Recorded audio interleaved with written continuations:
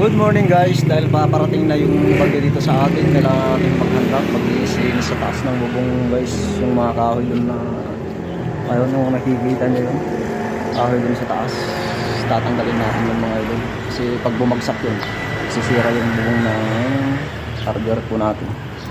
Ito po yung nilalagay natin na tali, pangtanggal natin sa malaking kahoy dun sa tuktok. Let's go guys, sakit tayo dun sa...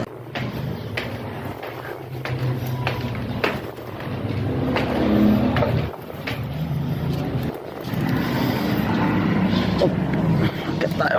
Ingat-ingat lang mga lods dahil mahirap po. Hagdan papunta sa taas.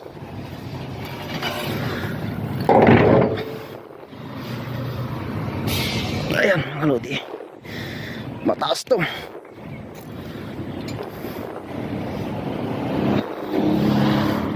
Yeah.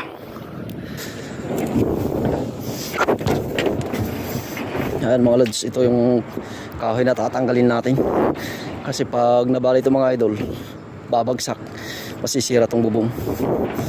Ayun o, yung isang kasama ko doon, sarap buhay.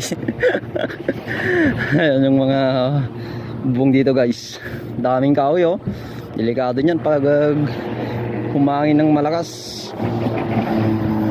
Malakas na bagyo to mga idol, super typhoon daw, kaya kailangan na natin maghanda-handa para mas maganda na yung handa kaysa may bibigla ka na lang bigla.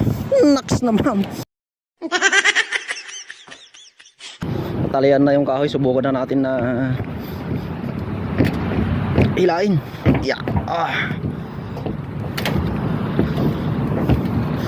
Gagamitan natin guys ng pinagbabawal na teknik dahil medyo malayo yung puno, hindi mo basta-basta maabot.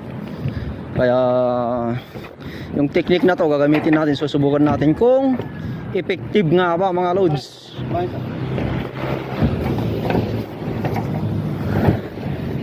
Up, pamurdong tayo, pamurdong tayo.